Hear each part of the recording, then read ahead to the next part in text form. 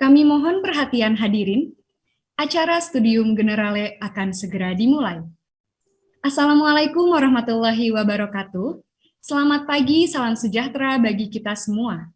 Pada hari ini, Rabu 6 April 2022, kita akan mengikuti Studium Generale bersama Direktur Pemberitaan Media Indonesia, Bapak Gaudensius Suhardi, dengan topik Media Cetak Menunggu Sunset, benarkah?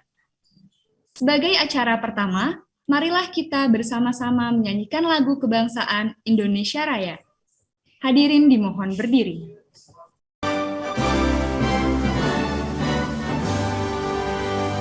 Indonesia, tanah airku, tanah tumpah darahku. Di sanalah aku berdiri, jadi panggung di bumi. Indonesia, kebangsaanku, bangsa dan tanah airku. Marilah kita berseru, Indonesia bersatu. Hiduplah tanahku, hiduplah negeriku, bangsaku, rakyatku semuanya. Bangunlah jiwanya, bangunlah badannya, untuk Indonesia Raya. Indonesia Raya, merdeka, merdeka, tanahku, negeriku yang ku cinta.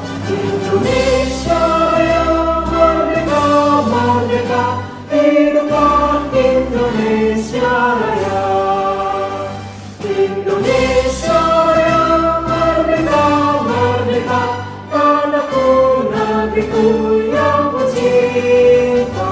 Indonesia Raya, merdeka, merdeka, hiduplah Indonesia Raya.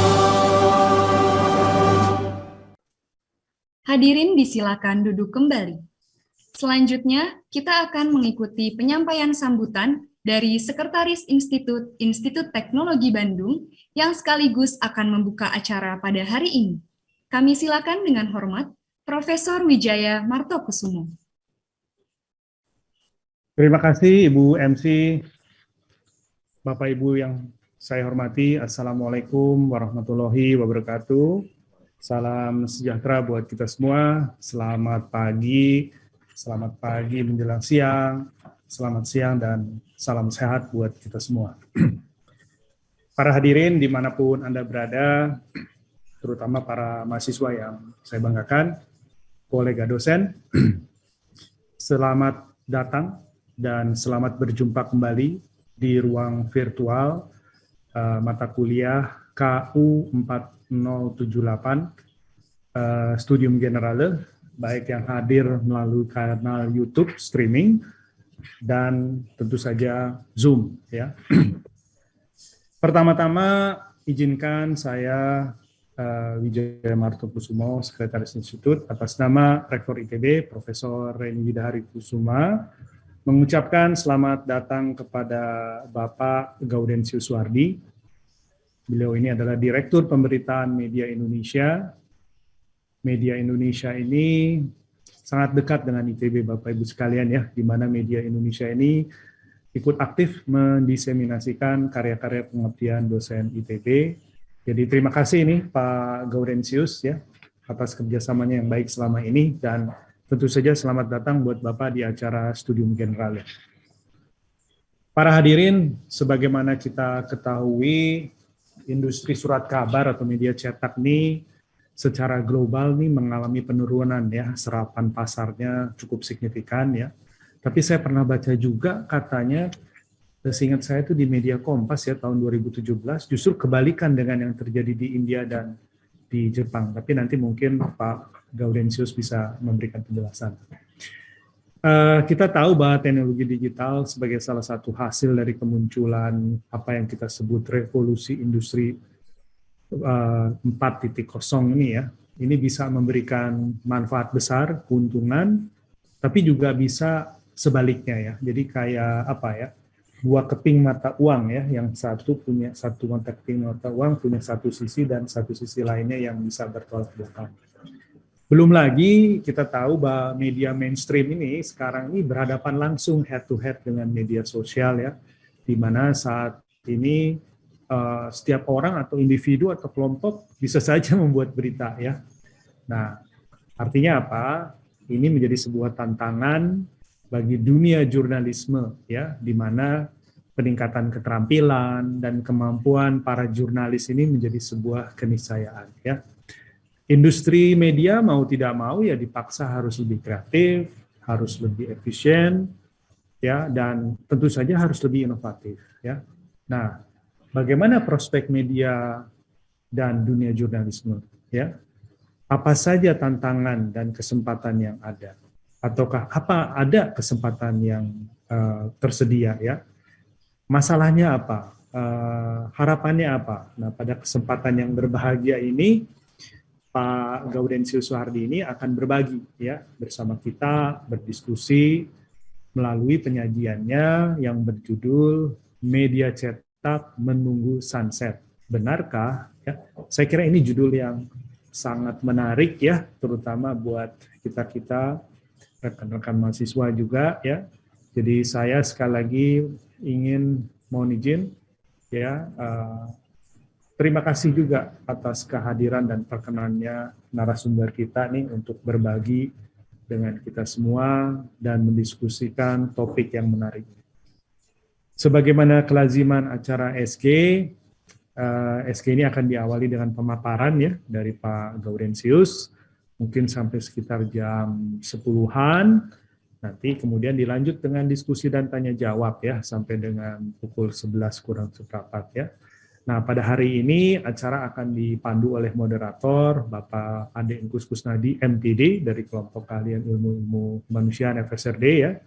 Untuk itu saya menghaturkan terima kasih atas kehadiran Pak Ade Engkus untuk menjadi moderator kita hari ini. Saya juga ingin menyampaikan apresiasi dan terima kasih kepada panitia, para dosen pengampu mata kuliah Studium Generale, ini ada rekan-rekan Ditmawa, kemudian dari Biro Komhumas tentu saja, Komunikasi Humas, Ibu Naomi dan kawan-kawan, terima kasih yang juga pihak-pihak yang telah membantu terselenggaranya acara ini ya. Sekali lagi, pimpinan ITB menyampaikan apresiasi kepada Bapak Gaudensius Suhardi atas kehadirannya dan kesediaannya berbagi pada pagi ini.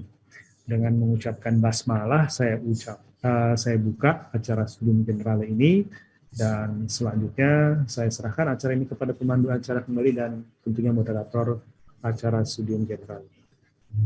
Para hadirin, kita sama-sama menyimak. Terima kasih. Wassalamualaikum warahmatullahi wabarakatuh.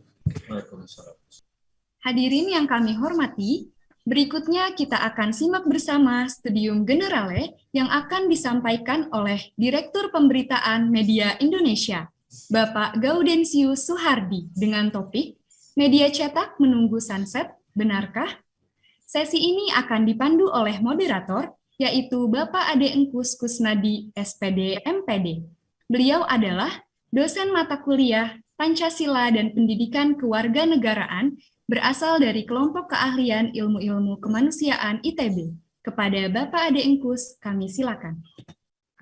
Baik, terima kasih Ibu Zahra Sofia Hanin sebagai MC untuk kesempatan pagi hari ini, atas waktu dan kesempatan tentunya yang diberikan kepada saya. Sebelumnya, untuk pemateri, mohon izin terlebih dahulu, saya menyapa yang sudah hadir di kesempatan pagi hari ini. Yang pertama, yang saya hormati tentunya Bapak Profesor Dr. Ing Insinyur Wijaya Martokusumo, selaku Sekretaris Institut Teknologi Bandung. Yang saya hormati Kepala Biro Komunikasi dan Hubungan Masyarakat, Ibu Dr. Naomi Haswanto, MSN. Yang saya hormati Koordinator beserta para dosen mata kuliah KU 4078. Yang saya hormati Kepala Seksi Pengembangan Karakter Bapak Nanan Hendayana AMD SAP beserta tim yang sudah mempersiapkan sedemikian rupa untuk acara SG di pagi hari ini. Kemudian saya sempat lihat juga ada beberapa dari media Indonesia, nampaknya saya sampaikan selamat datang dan selamat pagi, selamat bergabung di dalam acara Studium Generale ini. Tidak lupa juga para mahasiswa sekalian, para peserta mata kuliah KU 4078 yang saya banggakan, juga seluruh yang hadir baik melalui Zoom ataupun live streaming YouTube Institut Teknologi Bandung. Sekali lagi selamat datang dan selamat bergabung di dalam acara SG di pagi hari ini. Assalamualaikum warahmatullahi wabarakatuh. Selamat pagi, selamat salam sehat, salam sejahtera, serta salam bahagia untuk kita semua tentunya. Bersyukur sekali saya hari ini diminta untuk memandu acara SG, dan ini sebuah kehormatan tentunya dengan kehadiran pembicara kita yang sangat luar biasa ini, Bapak Gaudensius Suhardi, yang saat ini beliau menjabat sebagai Direktur Pemberitaan Media Indonesia. Sekali lagi kami haturkan terima kasih dan selamat datang untuk pembicara kita di pagi hari ini. Kemudian untuk selanjutnya, untuk agenda di pagi hari ini, kita akan membawakan topik atau pembicara kita akan membawakan topik tentang media cetak menunggu sunset. Benarkah? Nah, ini sebuah pertanyaan besar ya. Ketika kita tahu atau yang kita tahu selama ini, tantangan besar mulai dihadapi media cetak khususnya, seiring dengan perkembangan teknologi yang demikian pesat yang yang mendorong kepada fasilitas komunikasi dan informasi yang kita miliki atau yang kita dapatkan selama ini. Sebelum pembicara menyampaikan pemaparan materi hingga lebih kurang pukul 10 waktu Indonesia Barat, terlebih dahulu saya mohon izin untuk membacakan CV dari pembicara kita pada kesempatan pagi hari ini. Mohon izin untuk menge-share CV dari pembicara kita. Nama lengkap pembicara kita di pagi hari ini, Bapak Gaudensius Suhardi. Beliau menjabat sebagai Direktur Pemberitaan Media Indonesia. Tempat tanggal lahirnya di Flores, 17 Mei 1965. Agama Katolik, pendidikan terakhir S2 Manajemen Pemasaran. Kemudian riwayat pendidikan formal beliau, Ranggu 1, tamat tahun 1979. Kemudian SMP Seminari plus 12 di Nusa Tenggara Timur, tamat tahun 1982. Beliau melanjutkan SMA di SMA 526 atau SMAN Buah Batu di Ruteng, tamat tahun 1985, lalu melanjutkan studi di Universitas Pajajaran untuk program studi S1-nya pada program studi komunikasi jurnalistik di Bandung, tamat tahun 1990. S2 beliau tempuh di Sekolah Tinggi Manajemen Labora di Prodi Manajemen Pemasaran di Jakarta. Kemudian berikutnya, riwayat pekerjaan beliau. Dari tahun 2006 sampai 2008, beliau menjabat sebagai Redaktur Polkam Pemberitaan Media Indonesia. Lalu di tahun 2008 sampai 2009, beliau menjabat sebagai Asisten Kepala Divisi Pemberitaan Media Indonesia. Selanjutnya di tahun 2010 sampai 2012, beliau menjabat sebagai Kepala Divisi Content Enrichment Media Indonesia. Lalu beliau sempat menjabat juga menjadi pemimpin redaksi Lampung Pos. Di tahun 2014 sampai 2020, beliau menjabat sebagai Deputi Direktur Pemberitaan Media Indonesia. Dan sejak tahun 2020 sampai dengan saat ini, beliau menjabat sebagai Direktur Pemberitaan Media Indonesia. Para hadirin sekalian, luar biasa sekali ya. Pengalaman beliau di media tentu tidak usah diragukan ya. Banyak sekali pengalaman beliau berkenaan dengan media. Dan banyak hal tentunya yang ingin kita dengar, ingin kita dapatkan, khususnya bagi para mahasiswa serta yang hadir pada kesempatan pagi hari ini, mengenai bagaimana eksistensi media cetak di tengah maraknya media-media online seiring dengan perkembangan teknologi informasi dan komunikasi yang kita miliki.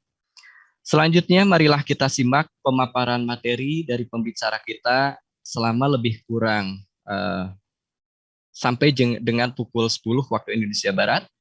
Kemudian setelah itu dilanjut dengan sesi tanya jawab yang akan diberikan kesempatan kepada para peserta Studium Generale. Bagi yang ingin bertanya, silahkan untuk raise hand terlebih dahulu atau menyampaikan pertanyaan lewat kolom chat di Zoom dan juga bisa menyampaikan pertanyaan di kolom komentar live streaming di YouTube-nya Institut Teknologi Bandung.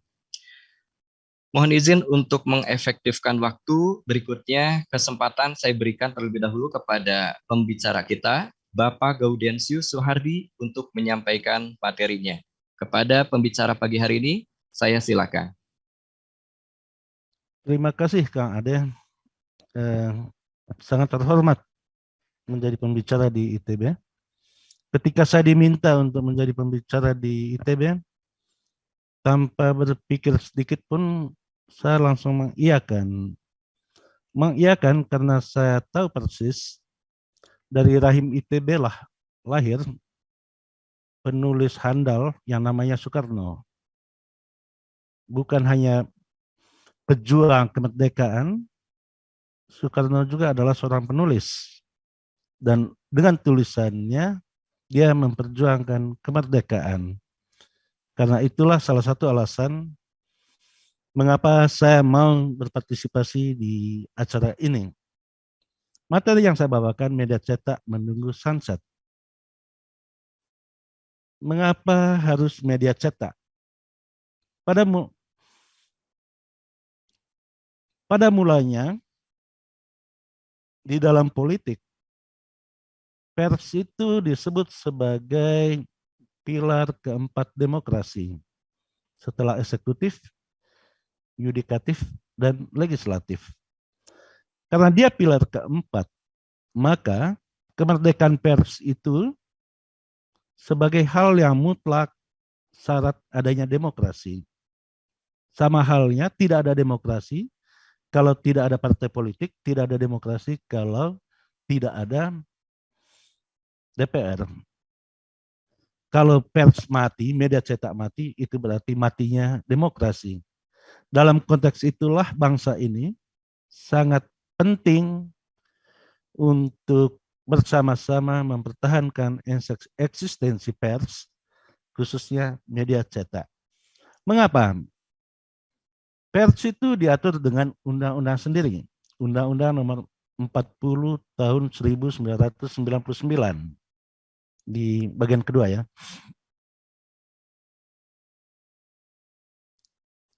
Nah, undang-undang pers itu kalau Bapak Ibu teman-teman mahasiswa membaca dengan saksama, satu-satunya undang-undang di Republik ini yang tidak ada perintah untuk ditindaklanjuti dengan peraturan pemerintah. Jadi satu-satunya undang-undang di Republik ini yang tidak ada perintah untuk ditindaklanjuti dengan peraturan lebih lanjut adalah undang-undang pers. Dan di dalam undang-undang pers di pasal 3 itu berbicara tentang binatang apa sih media cetak itu, binatang apa sih pers itu. Ada dua hal yang dibicarakan di dalam pasal 3. Yang pertama itu berbicara tentang idealisme pers. Pers nasional mempunyai fungsi sebagai media informasi, pendidikan, hiburan, dan kontrol sosial.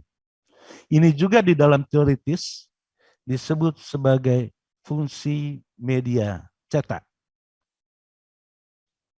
Kontrol sosial itulah yang menempatkan pers itu sebagai pilar keempat demokrasi.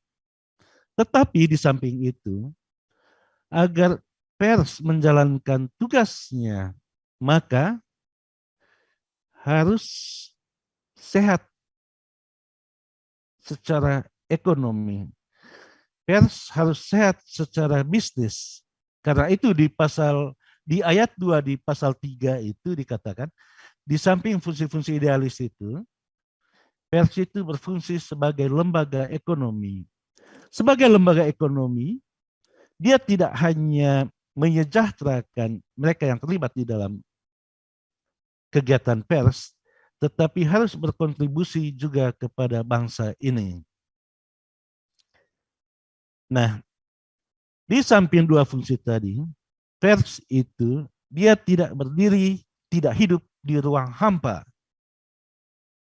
Dia terlibat atau berada di antara dua kutub, kutub ekonomi dan kutub politik. Kadang-kadang pers itu berbicara terlalu berat ke ekonomi, kadang-kadang ke politik. Tetapi walaupun demikian, pers itu hidup matinya sangat tergantung kepada teknologi yang terus berubah.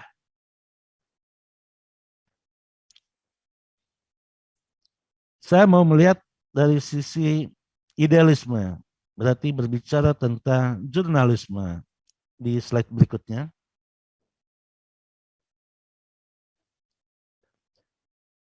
Jurnalisme itu pada awalnya itu berbicara tentang 5W1H, apa, siapa, itulah yang disebut berita pada mulanya. Tetapi saat ini tidak itu lagi yang disebut berita, tetapi baru berita, berbicara berita punya manfaat kalau dia menyajikan makna. Jadi berita itu dari 5W1H menuju mencari makna dan menyajikan makna.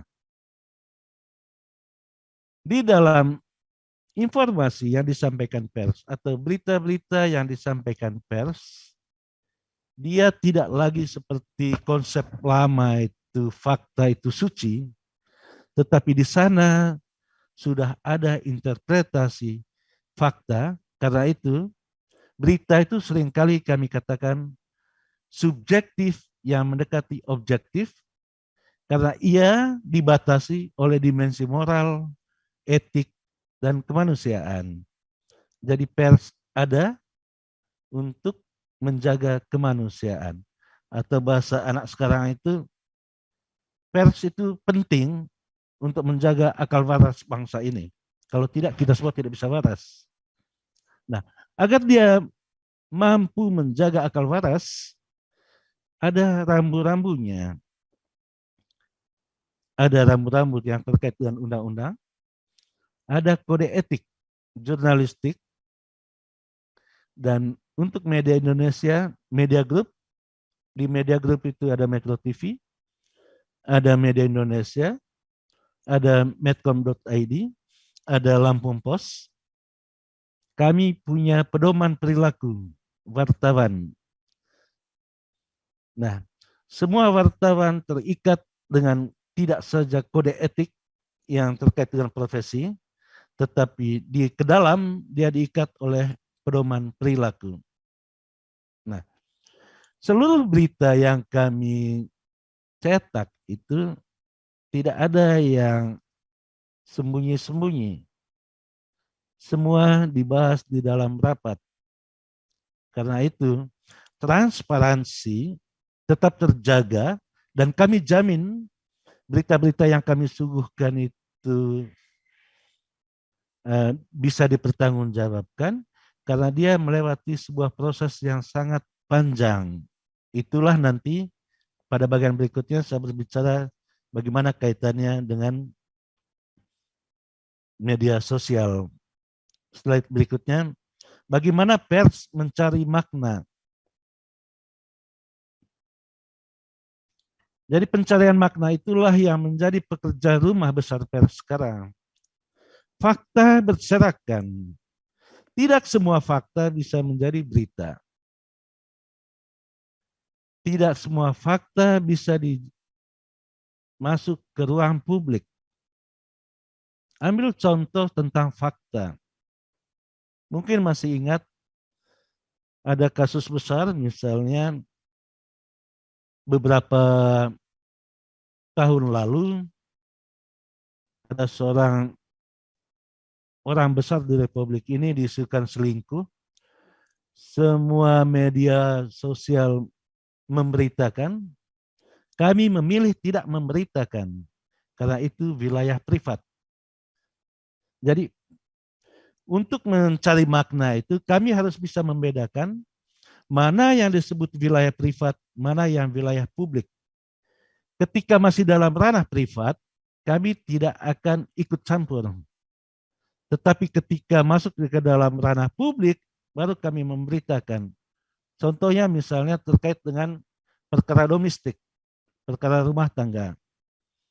Kalau masih menjadi perkara domestik, itu kami tidak pernah menyentuh sama sekali, sekalipun itu orang penting. Tetapi ketika dilaporkan menjadi peristiwa hukum, barulah kami sebagai pers itu masuk. Nah, dengan demikian, jurnalisme atau wartawan itu harus mampu berpikir besar, harus mampu berpikir tentang teori-teori besar, tetapi sekaligus dia harus mencintai detail. Mengapa begitu? Kalau wartawan itu, kalau seorang jurnalis itu hanya berpikir besar, dia mungkin jadi filsuf yang setiap hari bertopang dagu, atau menjadi pemikir.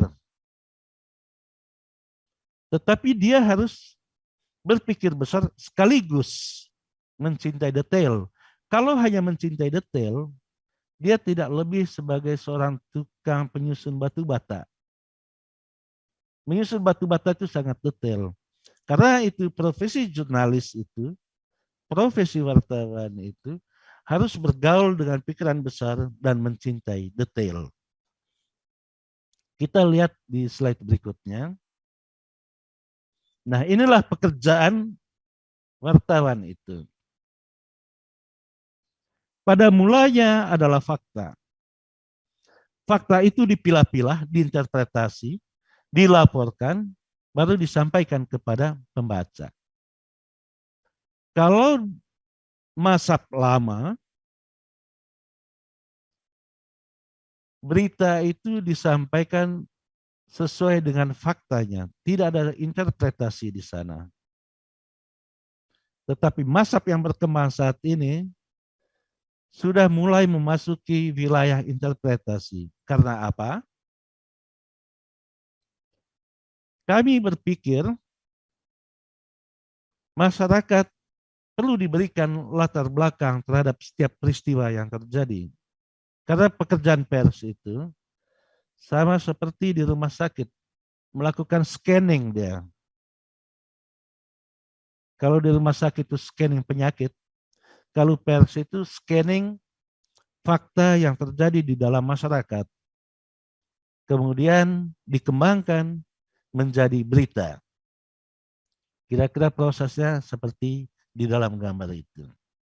Nah, bagaimana fakta menjadi informasi? Pada slide berikutnya. Nah, kegiatan jurnalistik itu meliputi mencari, memperoleh, memiliki, menyimpan, mengolah, menyampaikan informasi baik dalam bentuk tulisan, suara dan gambar, serta data dan grafik menggunakan berbagai platform. Nah, tidak terlalu penting dulu platformnya, kita singkirkan dulu platformnya. Sesungguhnya yang disebut informasi itu ada dua hal penting di sana. Di sana itu ada teks, ada konteks. Tidak ada teks tanpa konteks. Dalam kaitan itu, itulah pemberian makna tadi. Jadi setiap peristiwa ada konteksnya. Tidak ada peristiwa yang lahir tanpa konteks. Karena itu, di dalam jurnalistik, terutama yang kami kembangkan di media Indonesia, setiap teks itu ada konteksnya. Dia tidak boleh menjadi yatim piatu. Gitu. Nah, tadi di pasal 3 Undang-Undang Pers itu kan kita berbicara tentang idealisme dan bisnis. Sekarang saya coba memasuki wilayah bisnisnya. Slide berikutnya.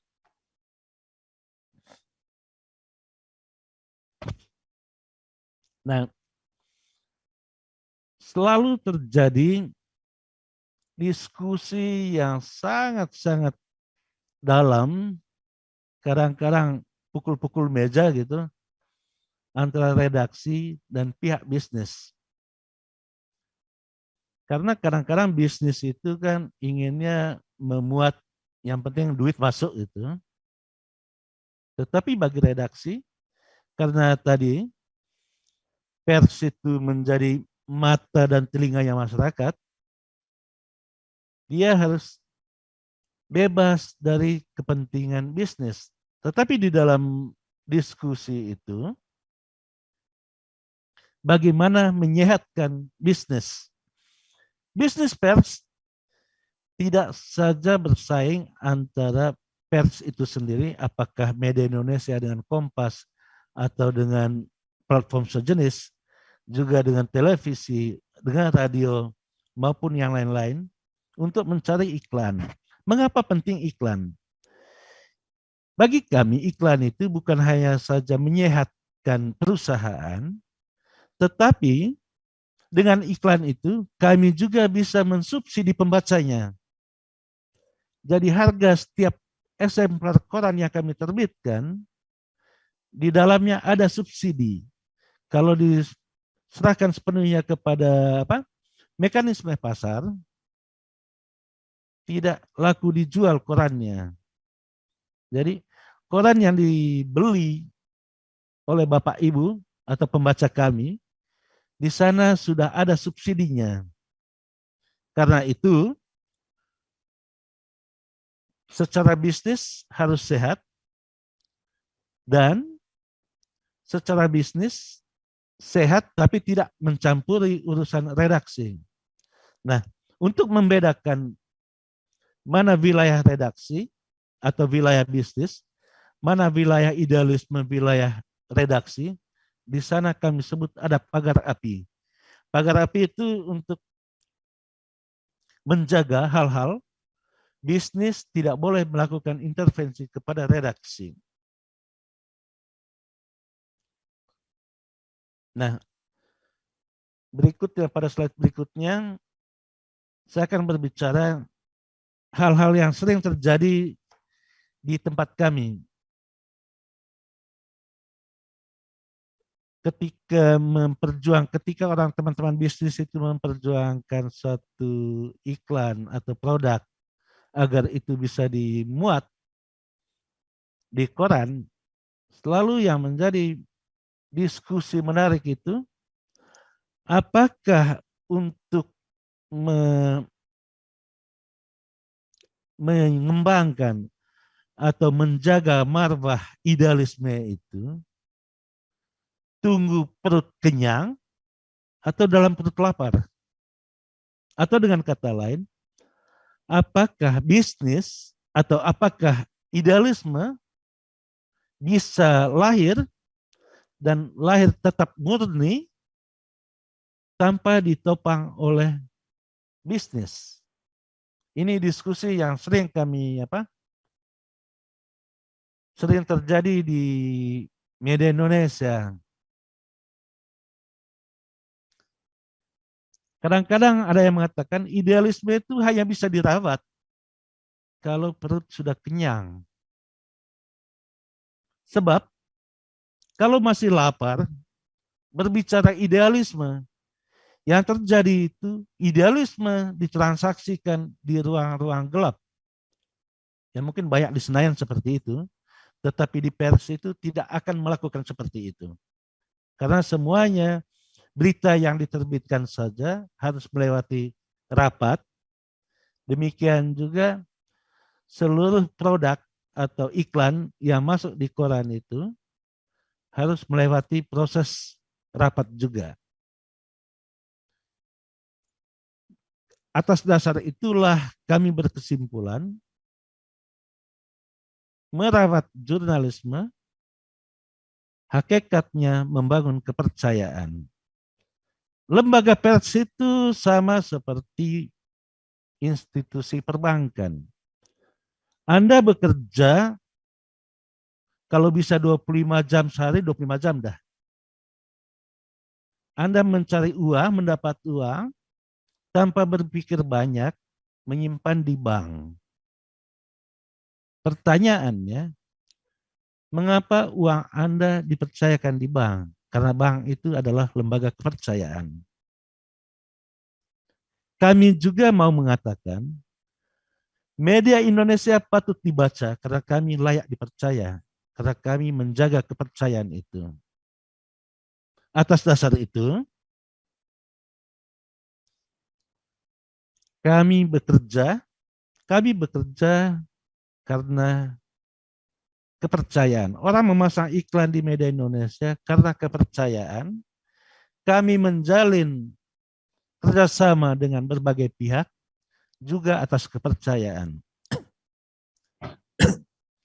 Sebelum orang lain percaya kami harus lebih dulu percaya kepada orang lain. Maka kita coba lihat pada slide berikutnya. Kita coba lebih masuk ke dalam tentang bisnis surat kabar. Nah, pada tahun 2021, menurut lembaga riset Nielsen, uang yang beredar untuk iklan itu sangat besar, sekitar 259 triliun total. Sampai sekarang televisi itu masih mendapatkan kue iklan terbesar 78,2%, kanal digital itu 15,9%, media cetak 5,5%, radio 0,4%.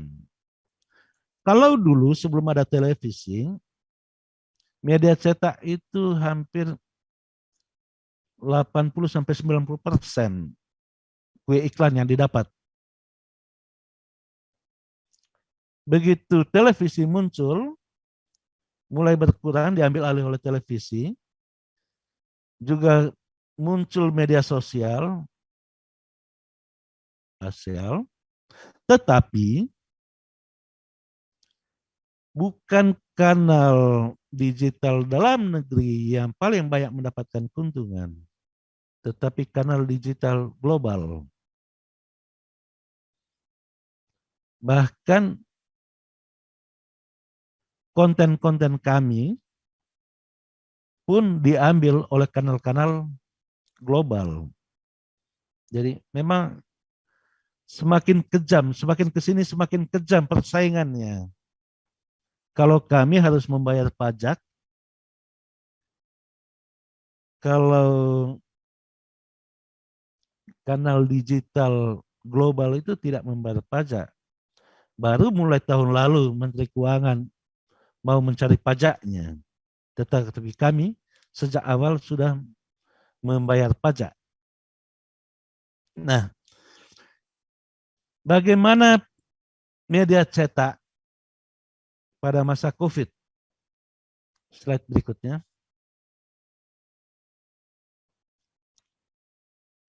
Inilah nasib media cetak di masa COVID. Berdasarkan survei Serikat Perusahaan Pers, surveinya kepada 434 media massa, sejak Januari sampai April 2020, itu artinya di awal COVID, 71% media cetak mengalami penurunan omset lebih dari 40% dibandingkan dengan tahun sebelumnya. Dampaknya, 50% perusahaan media massa itu memotong gaji karyawan sebesar 20% sampai 30%. Sebanyak 43,2% merumahkan karyawan tanpa memberi gaji.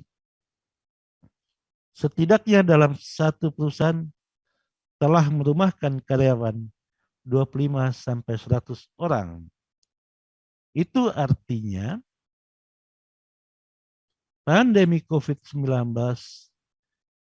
memang dampaknya amat mendalam terhadap media massa, media cetak. Ini secara umum, saya berbicara secara umum. Nah, pertanyaannya, jika pandemi COVID-19 memberikan dampak yang amat dalam, apakah media cetak itu menunggu takdirnya atau menunggu sunset? Pada slide berikutnya.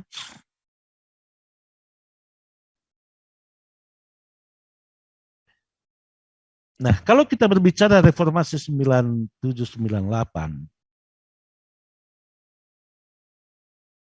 salah satu buah reformasi itu adalah kebebasan pers.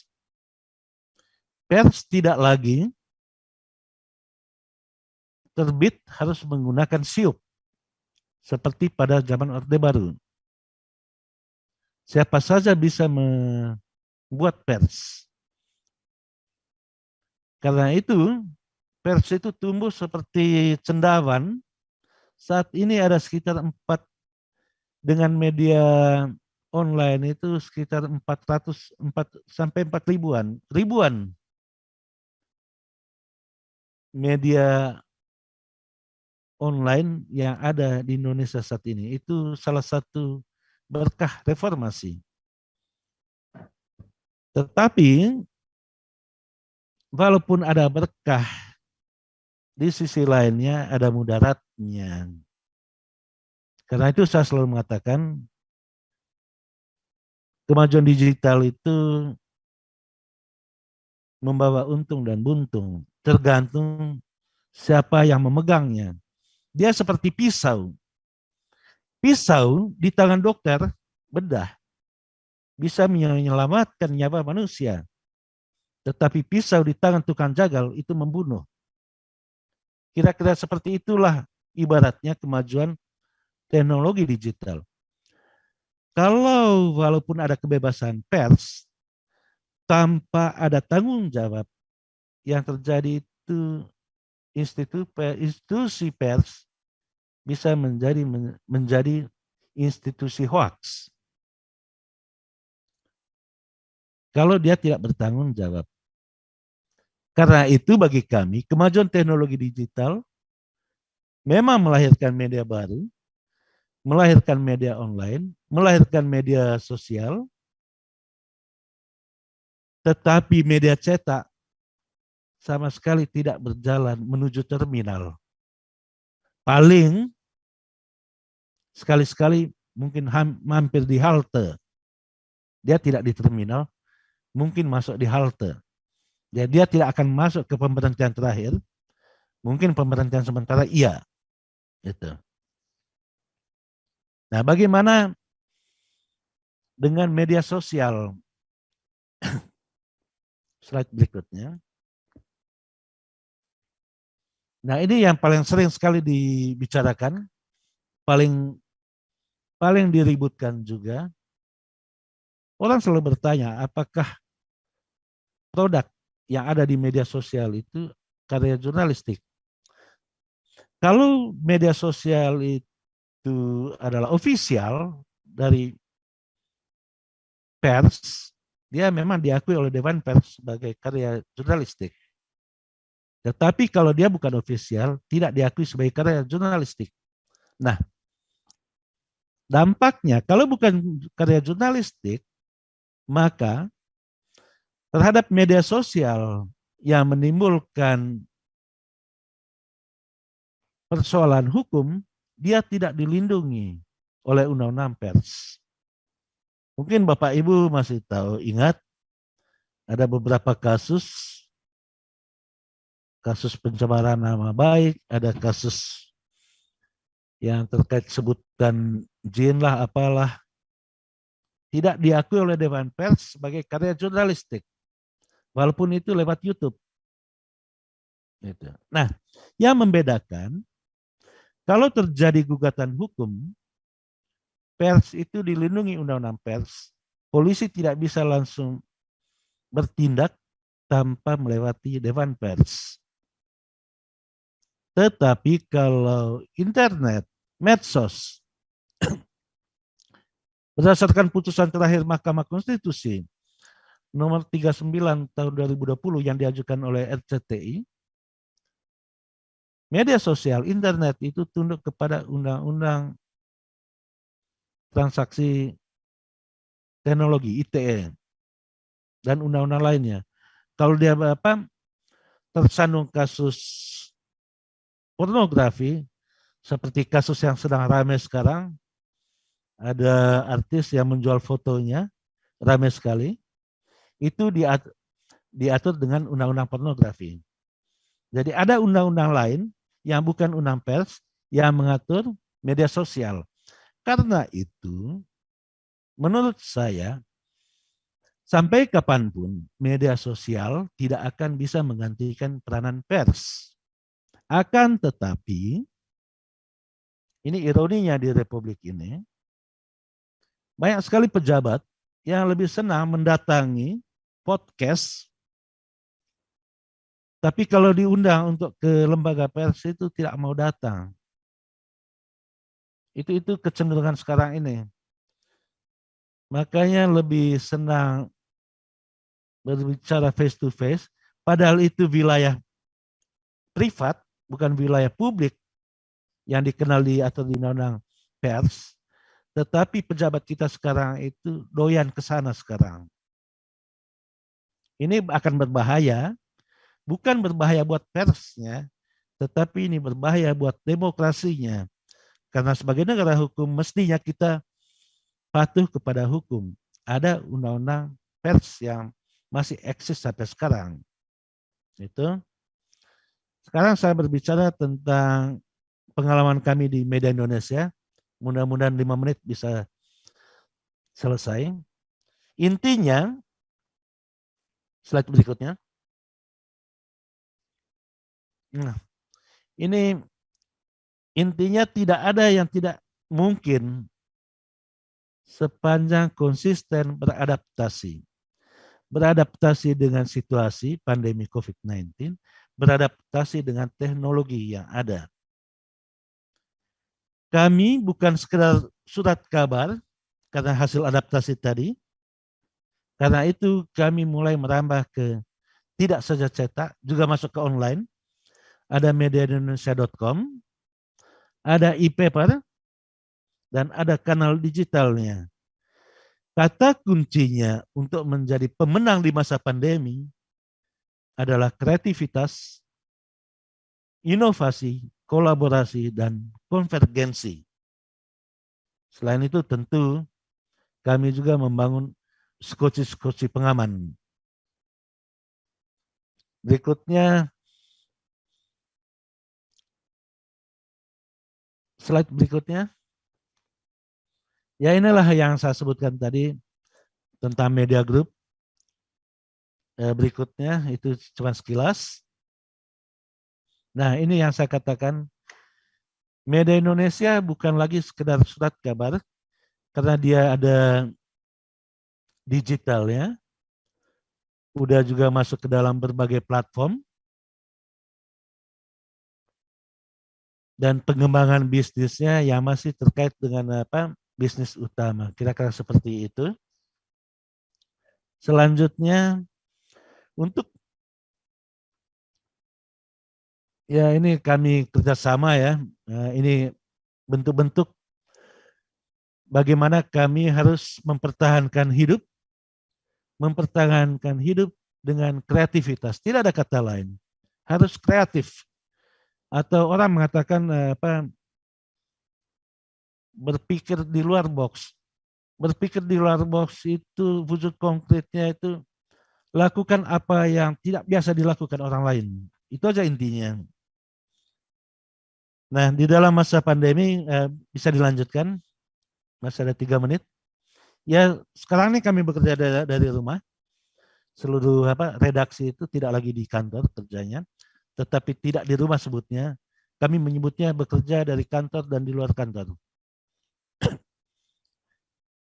Jauh lebih efektif memang bekerja dari luar kantor.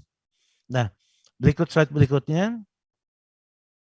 Nah, inilah di masa pandemi ini kami melakukan kolaborasi Antara lain itu dengan Asosiasi Tradisi Lisan, setiap edisi weekend di hari Minggu, itu ada tulisan-tulisan menarik yang ditulis oleh expert yang tergabung dalam Asosiasi Tradisi Lisan. Asosiasi ini ada di seluruh Indonesia dan yang terkait dengan tradisi itu menarik sekali mereka bahas dan mereka sangat ahli di bidang itu. Kami juga bekerja sama dengan PCNU, NU Diaspora di Luar Negeri. Setiap hari Sabtu kami dedikasikan satu halaman untuk opini teman-teman NU yang berada di luar negeri. Ketika masih berada di Indonesia, mereka bisa jadi dosen, mungkin ada juga dosen dari ITB, tetapi begitu mereka berada di luar negeri bergabung di NU, mereka menjadi PCNU dan kami bekerja sama resmi dengan mereka. Kami juga tidak hanya dengan NU, kami juga bekerja sama resmi dengan Muhammadiyah, PP Muhammadiyah. Setiap hari Rabu ada satu halaman kami dedikasikan khusus untuk pemikiran Muhammadiyah. Kami sebutnya kerjasama dengan lembaga keagamaan itu kerjasama menyiarkan kebajikan. Jadi sebutnya siar kebajikan. Tetapi dalam kerangka membangun intelektualisme, kami bekerja sama dengan ITB. Kami terbitkan hasil-hasil penelitian ITB itu setiap hari Selasa. Namanya itu Reka Cipta ITB. Kami juga bekerja sama dengan UGM. Di setiap Kamis namanya Inspirasi Bulak Sumur dan ada beberapa kerjasama-kerjasama lainnya. Rupanya di dalam pandemi ini tanpa kerjasama mati, tidak ada kolaborasi mati, tidak ada konvergensi mati. Karena itu mungkin saya langsung ke hasil yang kami peroleh. Sudah jam 10. Media Indonesia mampu melewati pandemi COVID dengan hasil yang sangat memuaskan. Kami tidak mengurangi karyawan. Hak-hak karyawan tidak dikurangi. Justru di masa pandemi kami menunjukkan bahwa media Indonesia sebagai perusahaan mampu menyejahterakan karyawannya, mampu memberikan kelebihan yang kami dapat dari secara perusahaan untuk karyawan. Dengan kata lain, paling penting karena ini juga bulan puasa, kalau kita memberi pasti ada hasilnya.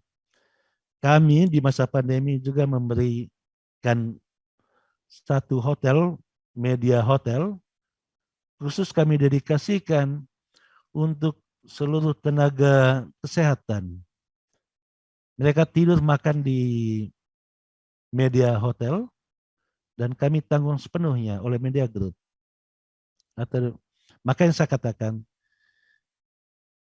tidak ada yang memberi itu selalu mendapatkan hasil-hasil yang baik, dan untuk memberi tidak harus kaya. Berbuat baik tidak harus menunggu tamat kuliah, berbuatlah dari sekarang. Terima kasih. Baik, terima kasih luar biasa Pak Gaudensius yang sudah banyak sekali memberikan pencerahan untuk kita semua yang hadir di kesempatan pagi hari ini khususnya. Ada beberapa hal yang sempat saya catat tadi. Pertama, ya kita sadari dengan baik bahwa media ini sebagai bagian dari pilar demokrasi ya, tidak terpisahkan dari proses demokratisasi yang kita wujudkan. Tentu kita berharap banyak kepada idealisme yang masih dimiliki oleh media dalam pemberitaan dan lain sebagainya. Baik, Pak Gaudensius, nampaknya di Zoom meeting ini sudah ada beberapa pertanyaan khususnya dari peserta atau dari para mahasiswa yang mengikuti mata kuliah ini. Mohon izin untuk membacakan pertanyaan yang pertama. Ini dari Satria Ramadan dari program studi atau jurusan perencanaan wilayah dan kota dari PWK ini. Pertanyaannya, di zaman sekarang, sistem informasi itu telah mengalami banyak sekali pengembangan di mana menciptakan pergeseran media penyampaian informasi. Mengenai hal tersebut, apakah media Indonesia masih memiliki pasar yang cukup luas di dalam masyarakat? Serta apakah terdapat langkah-langkah adaptif yang dilakukan oleh media Indonesia dalam menghadapi hal tersebut? Walaupun tadi sempat disampaikan juga ya, beberapa strategi atau beberapa inovasi yang dilakukan oleh media Indonesia. Kepada Pak Gaudensius dipersilahkan untuk menanggapi pertanyaan pertama terlebih dahulu. Ya, terima kasih. Tadi saya katakan, kalau tidak mampu beradaptif, dilindas oleh pandemi, seperti apa langkah adaptif yang kami lakukan? Tadi saya perlihatkan kami tidak lagi sekedar surat kabar, tetapi kami sudah memasuki juga digital, ada mediaindonesia.com, ada e-paper Media Indonesia, dan kami juga masuk ke kanal-kanal digital. Kami punya YouTube, bahkan sekarang kalau sebelum pandemi itu, kami selalu menyelenggarakan FGD, diskusi terfokus. Sekarang diskusi terfokus itu tetap dilakukan lewat YouTube dan hasilnya bagus kok hasilnya. Itu artinya memang kalau kita bekerja biasa-biasa saja ya tidak akan tidak mencapai hasil yang maksimal. Tetapi kalau kita berada di bawah tekanan, tidak bekerja biasa-biasa saja, pasti hasilnya bagus. Kalau mahasiswa dulu kan, saya tidak tahu mahasiswa sekarang ya. Dulu kalau saya belajar semalam itu, besoknya ujian, kadang-kadang nilainya bagus kok. Kira-kira seperti itu. Baik, terima kasih Pak Gaudens. Berikutnya ada pertanyaan kedua, ini dari Stephen Adiwijaya, 1051854. Pertanyaannya, untuk kemajuan teknologi saat ini sangat terlihat bahwa terjadi pergeseran pengguna yang cukup banyak dari televisi ke media sosial. Sedangkan ada isu tentang media-media sosial besar sendiri dikendalikan oleh negara asing. Setelah media Rusia diblokir dari medsos-medsos tersebut, sekiranya bagaimana upaya yang dapat kita lakukan untuk melindungi kebebasan pers yang ada di Indonesia khususnya? Itu pertanyaannya, Pak. Ya, terima kasih. Pertama, media sosial memang dikuasai oleh media platform digital, platform global. Itu kita harus akui. Dan seluruh pers yang ada di Indonesia saat ini sedang bersatu, sedang menyusun rencana bagaimana kita harus bersikap. Kalau di Australia misalnya, sudah ada undang-undangnya, apakah YouTube, apakah Facebook, Google, itu harus membayar copyright kepada penerbit. Di Indonesia itu belum.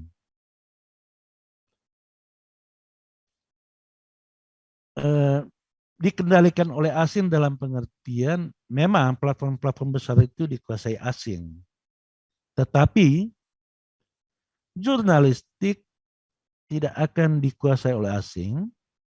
Jurnalistik tetap tegak lurus berjalannya. Karena itu roh di situ. Platform itu bisa saja berganti, tetapi jurnalistiknya itu tetap. Jurnalistik itu ada dua di sana ya. Jurnalistik itu satunya ilmu, satunya seni. Sebagai ilmu itu bisa dipelajari, sebagai seni hanya bisa dicapai kalau sering-sering menulis. Makanya saya mengajak teman-teman di ITB sering-seringlah menulis.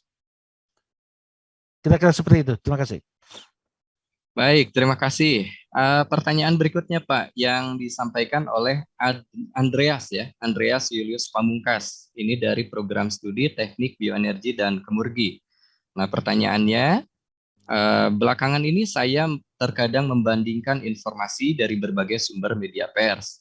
Terkadang informasi yang disampaikan isinya terdapat sedikit perbedaan, namun dapat merubah makna.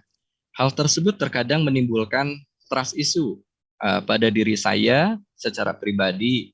Mungkin orang lain pun mengalami hal yang serupa. Nah, bagaimana cara menjaga kepercayaan pembaca terhadap media Indonesia di tengah maraknya trust issue ya terhadap media? Itu pertanyaan pertama Pak, karena ada beberapa pertanyaan juga dari mahasiswa kita ini. Boleh ditanggapi Ya, terlebih dahulu? ya tadi di apa? Di slide itu ada tadi ada gambar bagaimana yang disebut perspektif. Perspektif. Ya, terhadap satu realitas bisa dilihat secara berbeda-beda oleh setiap orang, oleh setiap lembaga pers, oleh setiap wartawan itu berbeda-beda. Dan perbedaan paling besar itu tergantung isi otaknya atau yang kita sebut back mind. Jadi kadang-kadang realitas itu bisa dibaca berbeda-beda tergantung sudut pandang. Itu yang pertama. Bagaimana media Indonesia menjaga trust? Tadi saya katakan tidak ada bedanya media Indonesia dengan lembaga perbankan karena dia hidup di atas kepercayaan. Sekali tidak dipercaya, ya matilah. Karena kami sudah berusia 52 tahun, itu artinya kami layak dipercaya dan Anda patut mempercayai kami. Terima kasih. Baik, jadi berbekal pengalaman yang luar biasa ya, dan kita memiliki satu referensi di antaranya media Indonesia ini menjadi bagian yang senantiasa terjaga kepercayaan. Kemudian pertanyaan yang kedua, Pak, menurut Bapak, apakah kebebasan pers dalam praktiknya ini sudah benar-benar terjamin? Ya, kebebasan pers itu menurut saya justru kebablasan. Atas nama kebebasan, orang bisa berkata apa saja, menulis apa saja, berbuat apa saja. Padahal prinsip dasar di dalam jurnalistik itu kebebasan itu harus berada dalam bingkai kode etik. Tadi saya katakan banyak sekali hal yang wilayah privat tiba-tiba dibawa di dalam wilayah publik yang mestinya itu tidak boleh menurut kode etiknya. Karena itu, karena kami di dalam grup, kami ada yang disebut Dewan Redaksi. Dewan Redaksi itu dari Media Indonesia, dari Metro TV, dari Lampung Pos, dari medcom.id. Nah, Dewan Redaksi inilah yang menjaga martabat semua konten di dalam platform kami. Karena itu, saya harus meyakinkan bahwa apa yang kami sampaikan atau apa yang kami terbitkan ketika masuk di ruang publik, semua melewati proses yang sangat panjang sehingga layak dipercaya. Dan kebebasan itu bukan sebebas-bebasnya, tapi ada batas. Batasnya itu, tadi itu ada undang-undang pers, ada kode etik, ada code of conduct atau pedoman perilaku wartawan media group. Terima kasih. Baik, jadi intinya tetap saja harus ada regulasi yang mengatur mengenai hal tersebut ya Pak. Berikutnya ini ada pertanyaan dari mahasiswa kita, dari Fikri Hikari. Pertanyaannya, bagaimanakah menurut Bapak mengenai citizen journalism? Apakah hal tersebut berdampak positif atau negatif? Jika berdampak negatif, apakah itu disebabkan unsur inherent atau salah dari pihak tertentu, Pak? Nah, itu pertanyaannya, Pak. Ya, ini pertanyaan yang sangat menarik ya. Kadang-kadang media sosial itu besar, harus jujur saya katakan, karena kesalahan media arus utama. Kadang-kadang wartawan itu cari mudahnya, tinggal kutip aja yang ada di medsos. ketika isinya hoax, media arus utama pun menyebarkan hoax. Bagaimana dengan citizen journalism? Yang disebut karya jurnalistik itu ada aturan-aturannya. Baru dia dikatakan karya jurnalistik. Kalau tadi mematuhi kode etik, juga cara penulisannya tadi 15.1H itu kelengkapan berita. Tadi saya katakan berpikir besar ada detailnya. Detailnya itu pada unsur-unsur berita itu. Tetapi kalau jurnalisme warga, dia hanya melaporkan apa yang dilihat itu. Bagus sih. Kadang-kadang misalnya kalau kita dilihat di televisi ada program jurnalisme warga, ya bagus sih. Tetapi paling bagus itu bukan media sosial yang mempengaruhi media arus utama, tapi arus utama harus mempunyai wibawa sehingga diikuti oleh media sosial. Jadi jangan terbalik-balik berpikirnya. Terima kasih. Baik, terima kasih. Wah, luar biasa pembahasannya ya.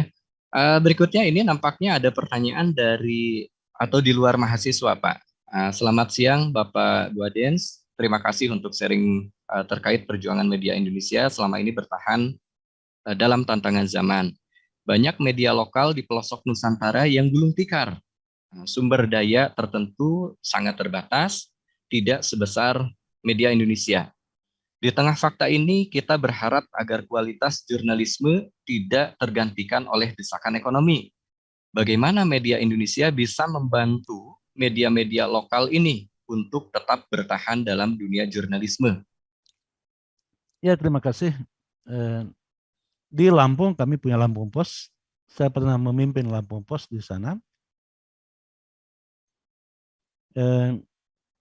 Mestinya sih sekarang ini tidak ada lagi yang disebut persaingan. Harusnya kita harus berkolaborasi di dalam kebaikan. Kalau misalnya media lokal itu karena karena persoalan SDM dan juga persoalan modal, ya mestinya sih bisa menjalin kerjasama. Yang tidak boleh berhenti dari jurnalis atau pekerja media itu adalah tidak boleh berhenti berpikir sedetik pun. Begitu berhenti berpikir ya mati. Karena persaingan sangat ketat. Terima kasih. Baik, terima kasih Bapak. Ini masih ada waktu nampaknya dan masih ada beberapa pertanyaan termasuk dari mahasiswa. Pertanyaan berikutnya ini disampaikan oleh Muhammad Zaidan Nafis dari program studi Teknik Geodesi dan Geomatika. Pertanyaannya, saya pernah menemukan katanya artikel dari media cetak yang cukup terkenal di Indonesia yang secara terang-terangan berpihak ke salah satu sisi dalam suatu isu. Apakah hal ini melanggar kode etik jurnalistik? Kalau iya, apakah ada hukuman yang diberikan atau konsekuensi yang didapat barangkali ya, agar mencegah hal tersebut terjadi kembali? Terima kasih sebelumnya, Pak. Ya, tergantung bagaimana kita mendefinisikan keberpihakan itu. Ambil contoh gini ya, kalau di Amerika Serikat, pers itu sudah jelas kok. Pers mana yang mendukung partai apa, di Indonesia memang tidak disebutkan dan memang dilarang. Tetapi pers itu harus independen dalam menentukan sikap. Saya memberi contoh. Salah satu editorial media Indonesia pada 2019 menyatakan kami mendukung Jokowi.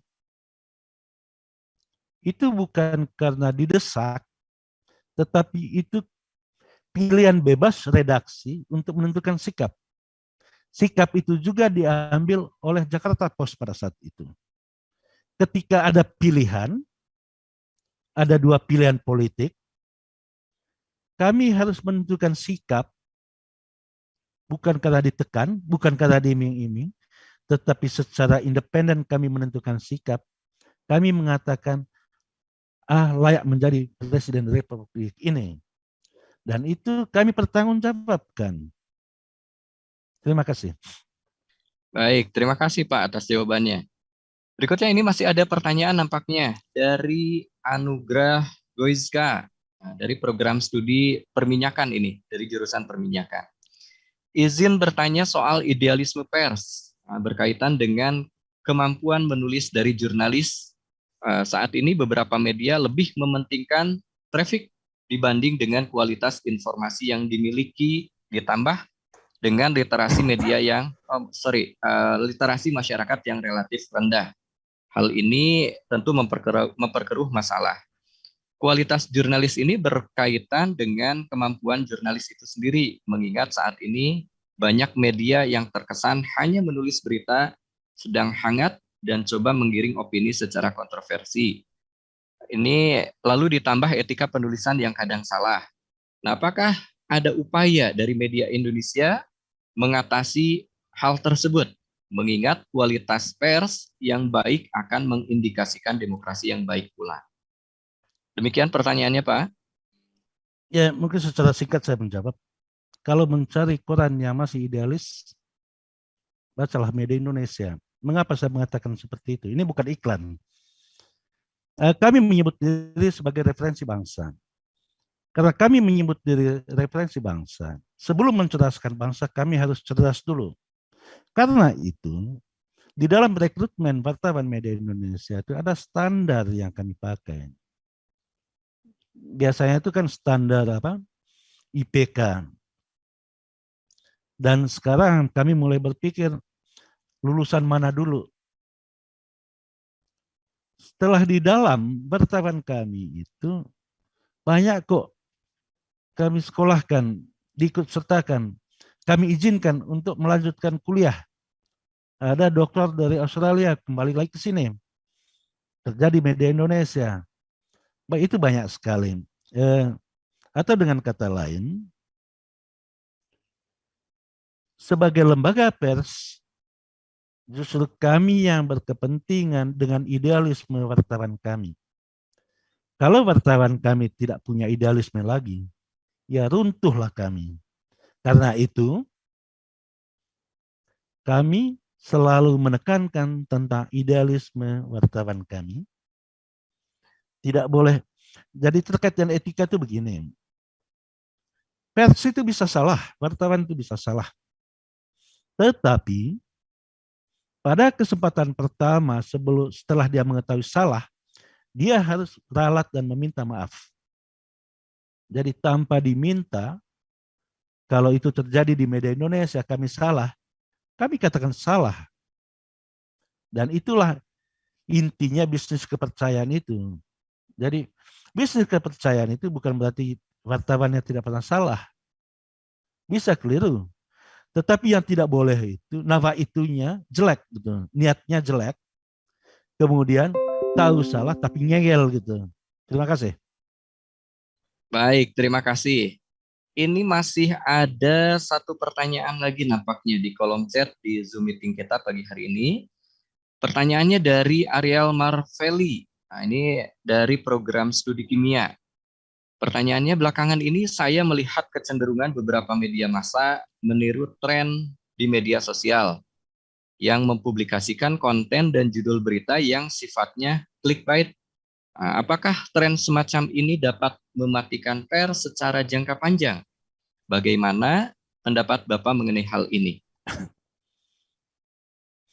Ya, saya sependapat dengan itu. Karena itu kami tetap menekankan yang saya katakan tadi, kode etik. Yang disebut clickbait apa sih? Dikatakan clickbait kalau judulnya tidak mencerminkan isi. Karena menurut kode etik dan code of conduct yang kami punya, judul itu harus mencerminkan isinya. Kalau lain isi, lain judul, lain isinya, saat itu juga ditinggalkan orang. Hanya untuk keuntungan sesaat, buntung selamanya. Kami tidak mau itu. Karena itu, tidak akan ditemukan clickbait di media Indonesia, mediaindonesia.com, karena kami patuh pada kode etik. Jadi bukan patuh karena takut ya. Tetapi profesi, saya mau katakan tambah sedikit gini.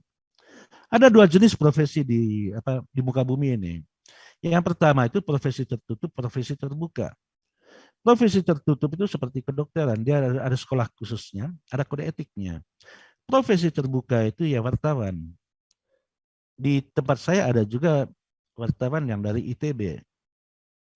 Kenapa saya selalu memuji wartawan kami yang berasal dari ITB? Karena nalarnya, logik. Nah, di dalam menulis berita itu ada urutan logisnya, ada logiknya. Gitu. Jadi mestinya sih teman-teman yang latar belakang eksak tidak terlalu susah untuk menulis menjadi wartawan, tetapi kesulitannya itu pada abstraksinya. Tadi saya katakan berpikir besar dan detail. Jadi harus punya kemampuan abstraksi. Mungkin itu yang perlu dilakukan oleh teman-teman mahasiswa. Saya sih cuma mengharapkan, menyarankan, mulailah dari sekarang menulis. Media Indonesia mau menampung tulisan Anda. Terima kasih.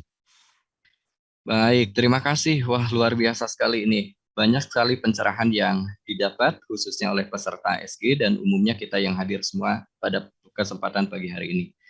Baik, ini masih ada waktu barang beberapa menit. Apakah ada yang ingin raise hand untuk menyampaikan pertanyaan secara langsung terhadap pembicara kita?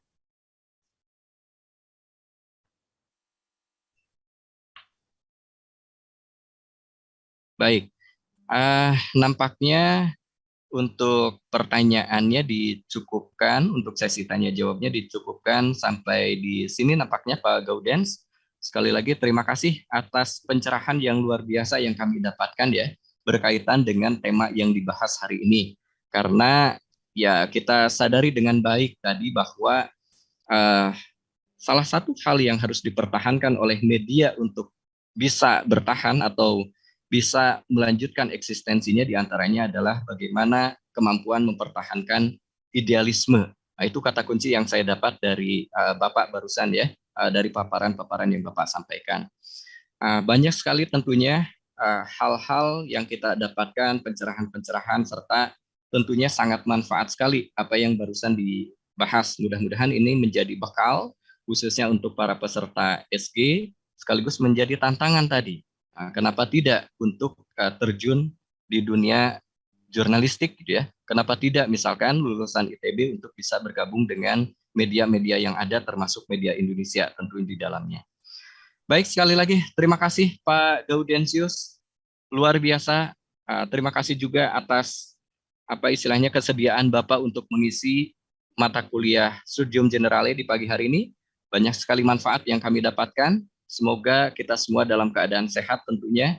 Dan ya ini dukungan saya terhadap media Bapak. Mudah-mudahan media Indonesia senantiasa bertahan dan senantiasa mempertahankan idealismenya. Terima kasih. Selamat pagi menjelang siang. Salam sehat, salam sejahtera, salam bahagia untuk kita semua tentunya. Terima kasih. Wassalamualaikum warahmatullahi wabarakatuh. Dan untuk selanjutnya saya kembalikan kepada MC Ibu Zahra Sofia Hanin. Terima kasih. Baiklah hadirin, dengan demikian Studium Generale pada hari ini telah selesai. Terima kasih atas perhatian hadirin dalam mengikuti acara ini. Selamat siang, salam sehat selalu. Wassalamualaikum warahmatullahi wabarakatuh.